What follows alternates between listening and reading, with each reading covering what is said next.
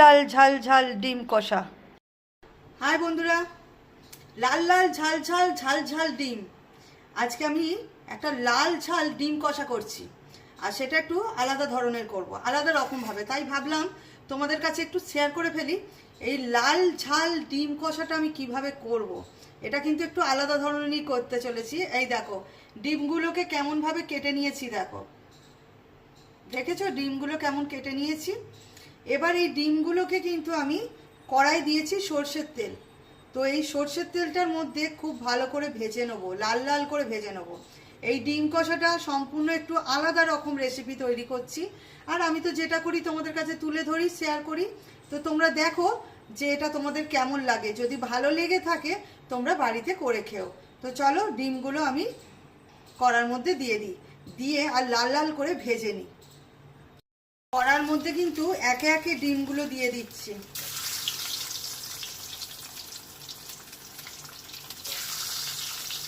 একসাথে সব ভাজা যাবে না, চারটে চারটে করে ভাজবো। এই দেখো কড়ার মধ্যে দিয়ে দিয়েছি, দেখছো। চলো তোমাদেরকে সামনে থেকে দেখিয়ে দিই ডিমটা কিভাবে ভাজা হবে। ডিমগুলো ঠিক এইভাবে লাল লাল করে ভেজে তুলে রাখতে হবে। কেমন ভেজেছি দেখছো। আর এই দেখো কড়াই দিয়ে রেখেছি।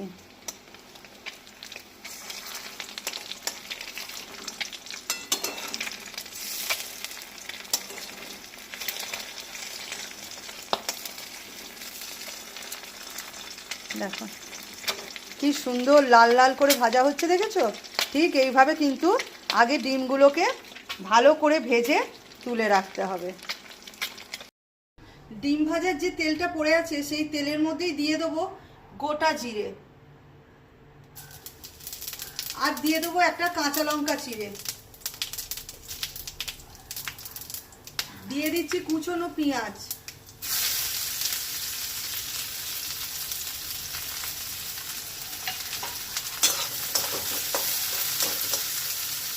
এবার এই কুচনো পেঁয়াজটা খুব ভালো করে ভাজা করতে হবে, বেশ লাল লাল করে ভালো করে কুচনো পেঁয়াজটা ভেজে নিতে হবে। এই লাল ঝালটা কিন্তু খুব কম সময় হবে, আর যা যা মশলা দিয়ে করব আঙুল চেটে খেতে হবে। দুর্দান্ত রেসিপি, খুব ভালো লাগবে। কিন্তু একদম লাল লাল করে ভাজা হয়ে গেছে। এতে দিয়ে দিচ্ছি কিন্তু আদা রসুন বাটা। আদা রসুন বাটা দিলাম। এই আদা রসুন বাটাটা দিয়ে এবার এই পেঁয়াজটা দিয়ে ভালো করে ভাজা ভাজা করব, যতক্ষণ না এই আদা রসুনের কাঁচা গন্ধটা যায়।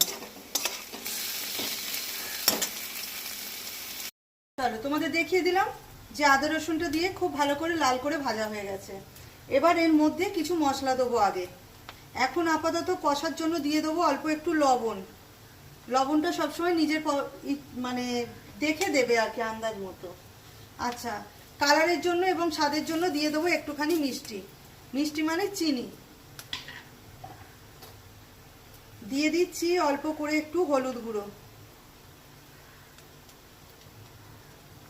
অল্প করে যে যেমন ঝাল খাবে সেই ঝাল হিসেবে লঙ্কার গুঁড়ো। দিয়ে দিচ্ছি অল্প একটু জিরের গুঁড়ো, আন্দাজ মতো একটু জিরের গুঁড়ো। আর একটা জিনিস দেবো, সেটা হলো অল্প একটু সস। ঠিক আছে, এবারে এই সমস্ত মশলাটা খুব ভালো করে কষাবো, যতক্ষণ না তেল ছাড়ছে ততক্ষণ এই মশলাটা কষাতে থাকবো।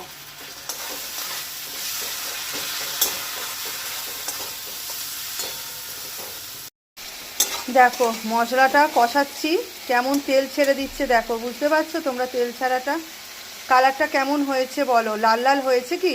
আমি কিন্তু এতে কোনো কাশ্মীরি লঙ্কার গুঁড়ো ব্যবহার করি না।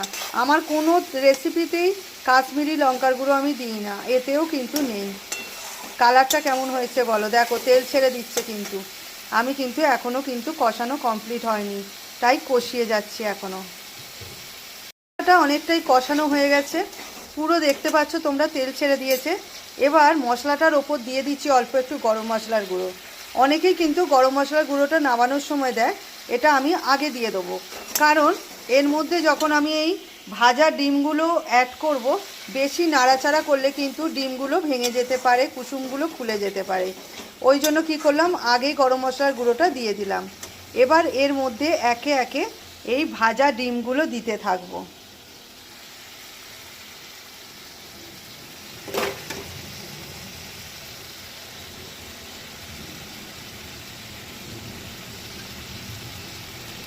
এইভাবে ভাজা ডিমগুলো দিয়ে ভালো করে একটু নাড়াচাড়া করতে হবে। কড়ার মধ্যে ডিমগুলো সমস্ত দেওয়া হয়ে গেছে, দেখো ফুটছে টকবক করে। একটুখানি ফুটবে, বেশিক্ষণ নয়।